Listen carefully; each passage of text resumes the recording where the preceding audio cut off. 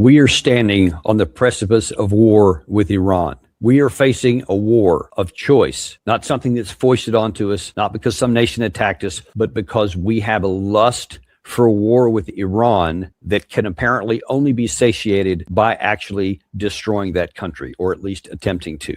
This is a war that is in direct violation of the United States Constitution, a direct violation of U.S. law, and a violation of any kind of moral foundation. It is a war of lust. It is a desire of men with power that want to wield that power to the destruction of other human beings with no consideration or no concern about what may come next, all in this unfounded belief that somehow something good will be found for them, that somehow something good economically or monetarily will accrue to them, or they'll just amass more power, or they'll look better, or fill in the blank. Who knows for sure? What we do know is that this is nothing about leadership. It has nothing to do with trying to produce something that's good for the United States people. Definitely nothing that is foisted on us to where war is the last resort. That used to be what we say. Have you noticed that that phrase is never even mentioned anymore? Hasn't been in years.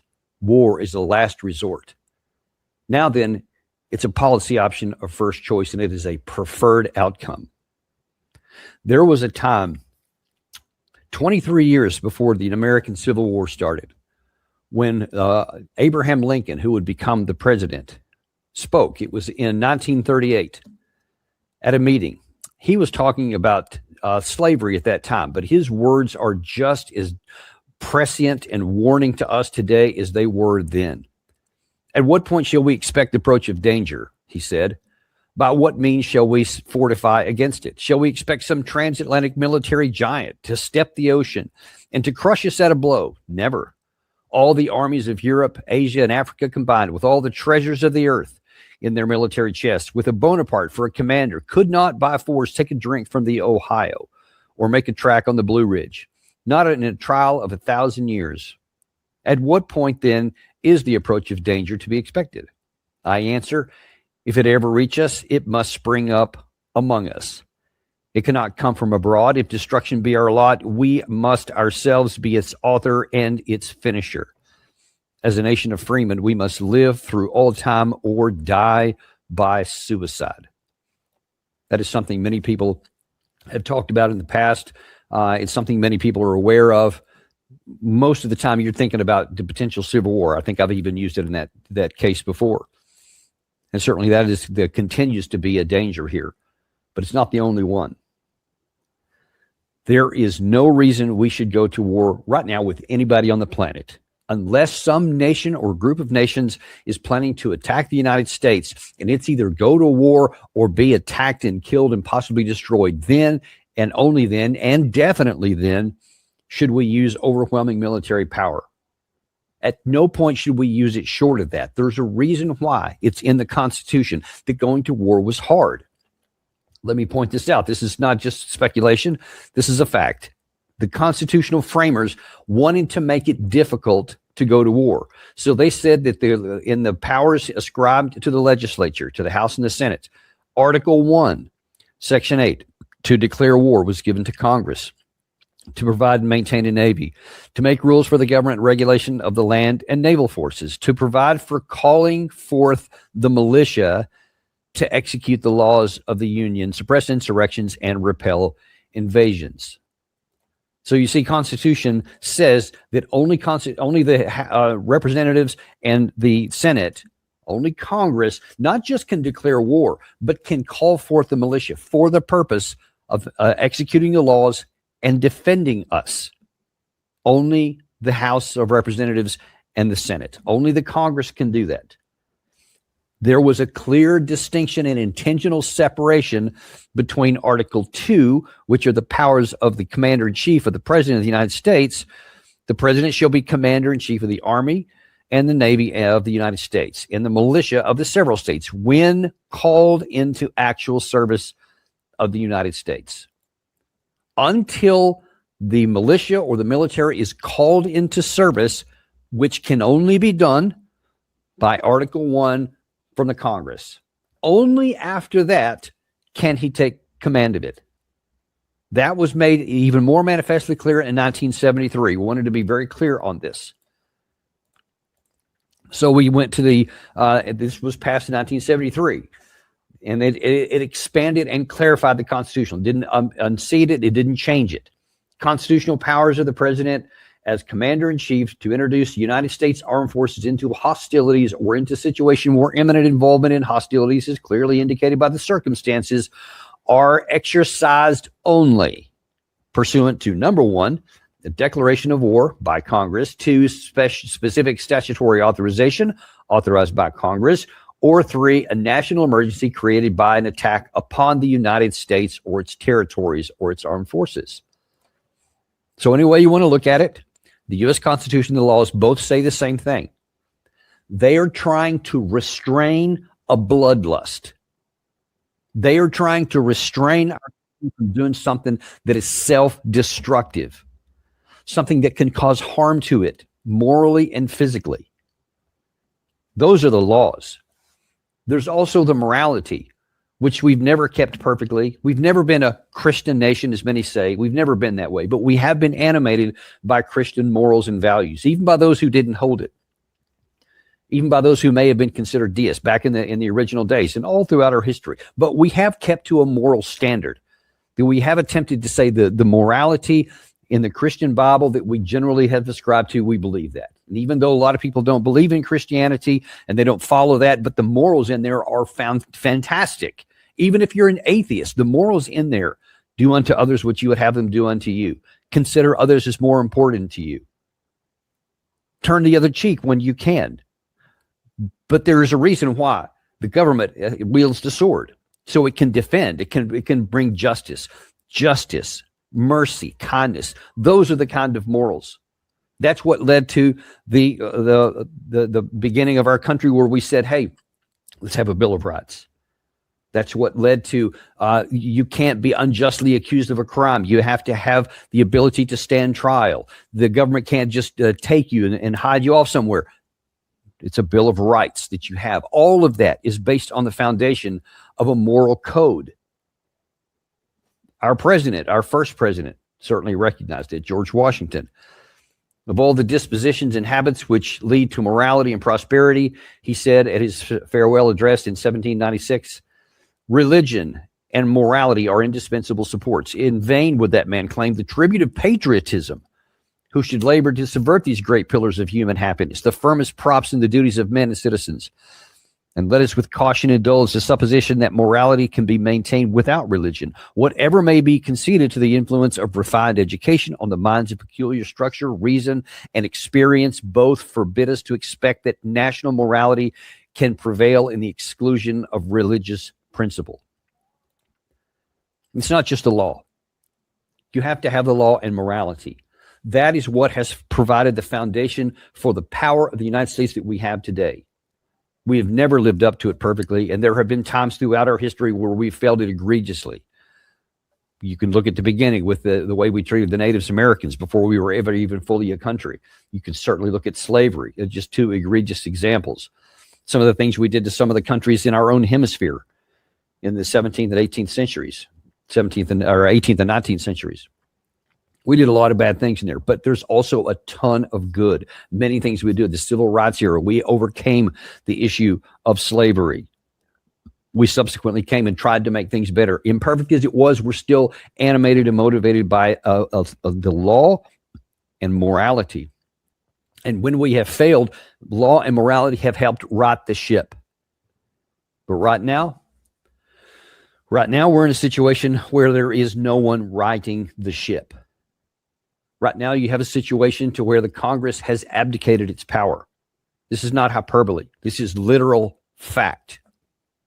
You may have heard last week, there was a lot of people suggesting that, hey, something positive happened, that the Senate actually voted to curtail the president's power in terms of Venezuela, said that he can't just go on and do whatever he wanted to. He had to follow the Constitution. And I pointed out at the time, that was a preliminary vote. That was one vote, but there was another one needed by the Senate. There was another one needed by the House of Representatives, and then the president would have to sign it. So it still had a big uphill climb, and it's certainly that the president isn't going to sign away something that's going to put any limits on his power. And I said it's going to be even more difficult in the House. And that's exactly what happened. House of Representatives yesterday votes down the latest war powers resolution to block Trump from putting troops in Venezuela. The House defeated the latest war powers resolution on Thursday in response to President Trump's recent military operation in Venezuela. That's in Venezuela. That's after the fact.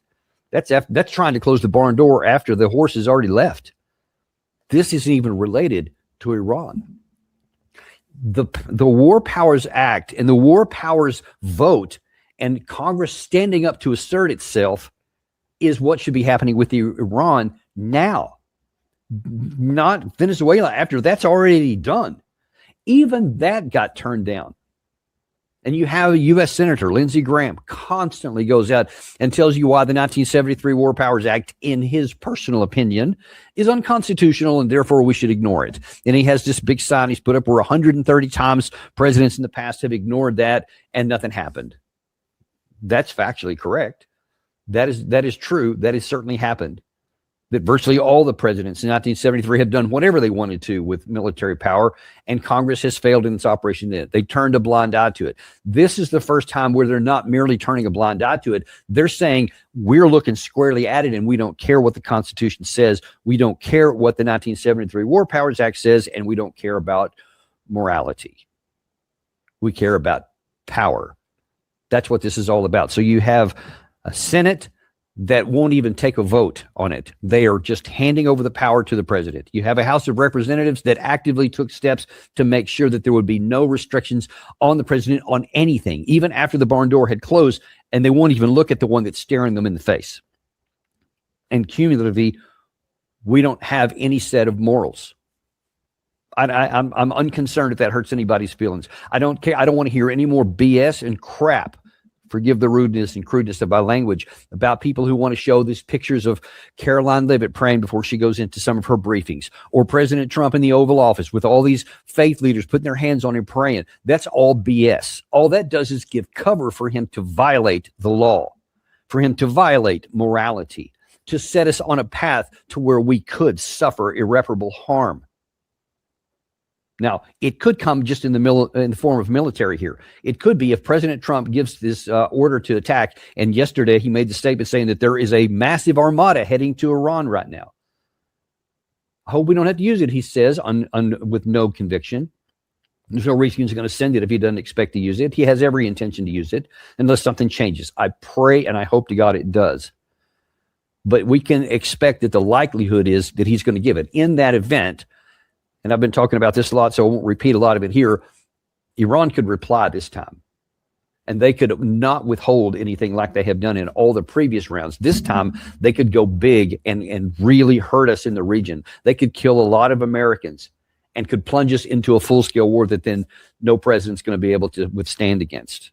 And then the casualties can go even higher. It could literally undermine our standing in the world. It could help usher in an economic catastrophe on top of a military catastrophe. It could wreck the way America has been their standard of living, what we've been used to my entire lifetime, most of it since World War II. All that because we don't want to follow the rule of law. We don't want to follow the Constitution, and we have abandoned a moral principles, and we just give lip service to it only to cover our evil and wicked deeds. We don't care anything about like what was happening in Venezuela, about the 80 some odd people we killed to go take Maduro, about the whatever it is, 115 was the last number I saw, about people who may have been shipping drugs in the Caribbean and Pacific Oceans. Maybe they were, maybe they weren't. Even if they were, as I've said, it's not following the law to summarily execute them without any due process. It's not a capital offense, and yet, without even proving whether they did anything or not, we just executed them, killed them all. Nobody batted an eyelash about that. Nobody cared about the people in Venezuela that died. Nobody will care about those in Iran that die. They won't even care. Now, if Americans start getting killed, some people will finally start caring, but by then, it could be too late, because once the dogs of war are cut loose, Trump thinks that he can control all that. His arrogance and pride, and those of so many of his supporters and enablers also believe we can do whatever we want. If we want to take Greenland, we'll take it. If we want to take Venezuela, we'll take it. If we want to blow up a bunch of people in Nigeria, we'll blow up a bunch of people in Nigeria, or Yemen, or Iraq, or Syria. or Iran again. We just don't care. We're unconcerned about that because we've lost our moral foundation. It's all about power politics. And now here we have also in the punditry. So this is from earlier today. General Jack Keane went forward and he says, without any blemish, forget about the Constitution, forget about the War Powers Act, forget about any kind of constraints, and definitely nothing about morals. He just says, yeah, it's time to go. The president should use the military capability here to further weaken this regime, which is at the weakest point it's ever been in 45 plus years, politically, economically, militarily. And that would support the protesters. I think they would be back out on the street again after a strike, to be sure. And the president has said that he's interested in changing the leadership in Iran. And I believe a strike will put it on a path to the regime collapsing. And I think that's necessary. The option is obviously on the table with the assets being moved into the region. And so we'll see where we are. I believe the president is a person of his word. He said he was going to do it. I'm assuming he's going to do it. So there you go. It's more a lot concerned about the president being good to his word as opposed to following the Constitution, as to following a set of morals, not even struggling about launching military operations to kill a bunch of people. Don't even bat an eye. We don't care about it. Apparently, they don't seem to care that there could be American casualties either. Even our own people don't seem to be matter to them. They're ready to plunge us into a war. And interesting there, you could hear what he's talking about. He said it very openly. This is not, they don't even pretend that Iran is going to attack us, that we have to do this or they'll come after us, which would have been BS, of course. But that's kind of the argument that Bush made in 2003. At least back then, they were trying to deceive us and said, "Oh, he's coming after us, weapons of mass destruction. They'll come after us if we don't go after them," which was always BS then too. But now then, they don't even attempt to do that. They're not concerned because there's no cost to it. He sees that there was no cost to Venezuela.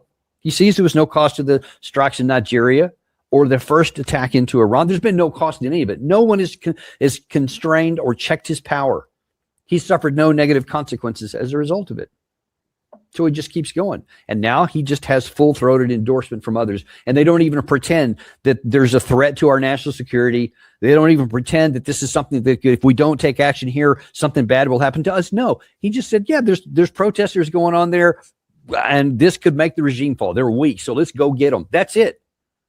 Just on its own surface of it. This is a violation of everything that we have held dear as Americans. Let me be really blunt here and straightforward. The idea of America, if you will, the spiritual nature of America has always been that we at least try to do things the right way, that we aspire to do good things in the world, that we want to help others, that we want justice to reign on the earth, that we want to help those who are powerless, that we want to restrain those who are evil and wicked and may do harm to others, and prevent wars, and to preserve peace around the globe. We've at least aspired to that. Like I said, it's been imperfectly executed throughout, but we have always tried. And when we have failed, people will rise up and we'll push back against that and we'll suppress it. And then we'll again go through a period where we really do try to do a lot of good. And we have done a lot of good. There's a reason, it's justly so, for people to look back in our history and say there's many good things we've done. But those days are in the past. And the longer we go forward like this, ignoring the past and not even pretending to try to live up to that high level, and that high moral standard and that legal standard to which we want to hold others accountable. Right now, we just think that we have the power and nobody can stop us. So we don't worry about law. We don't worry about morality. We just worried about what we can take and what we can get from somebody else, what we can coerce and compel. And if anybody gets in our way, we'll step on them. We'll squash them like a bug. Is that what you want your country to be known for? Do you want to live in a country where that characterizes us? Where there is fear among our adversaries and reprehensible disgust among even neutral people, much less our allies, because that is what's happening. And listen, even if you don't care about morality or law or anything else, if you just care about self-preservation, then we need to put the brakes on this quick, because we are setting up a standard right now to where we are eating away at the foundation of our power and our ability to defend against anything that may come up. We may create by our own actions incentive for others to band together to work against us. And since Trump has been in office, we've not been tested. Every time push has come to shove, they back down, whoever they are. Every time they back down. No matter what we've done, the other side always backs down. We've never been tested. A day will come, my friend, and this could be it. We could be on the precipice of it here, when someone is finally going to say, I don't care what the power imbalances are. I'm not going to lay down. I'm going to push back. I'm going to fight, and I'm going to give you a bloody nose. I'm going to hit you right in the face. And then they may find out we're not as strong as what we've been telling everybody, as strong as what everybody's been believing. And then once that happens, you get kind of a blood in the water attitude as well, or effect as well, where others around the world can go, oh, so you're not that strong. And then others could start rising up too and causing more and more trouble that we may not be able to handle. And let me end with this, again, back in the self-preservation issue. The reason why we are so powerful economically is not just because we have good business and good products and all that, as important as those things are. It's because of the power of the U.S. dollar. And the only reason the U.S. dollar is powerful is because of the perception that we are a safe place to invest in, and that we have stability, and that we can bring calm in areas which are violent. If that goes away, if people view the United States as unstable and unsafe, and the creator of conflict and chaos, then those dollars go somewhere else. That financial power goes elsewhere, because they will abandon us. And the minute that we lose that fiat currency, that reserve currency category, then all of this becomes a house of cards that could fall. Our economic power could collapse in a short order. Inflation could go through the roof. The interest rates could go through the roof. We can't afford to do business. And international money will dry up, because now they're afraid to do business here. And everything about the quality of life that we have come to take for granted could be turned upside down, even aside from what could happen militarily. There is so much at stake here. And if you want to try and preserve that, we need to get back to following the Constitution, get back to being a nation governed by the rule of law, where nobody is above the rule of law, and find again a moral foundation. If you don't do all three of those, folks, it's going to be bad news for us. It's going to be bad news. I pray to God we find a way to get rid of this and to get back to something that makes sense. Thank you very much, folks. I appreciate you. This is a little bit different than a normal episode here, but it is so vitally important that we avoid war with Iran and get back to what makes sense for our country. Thank you.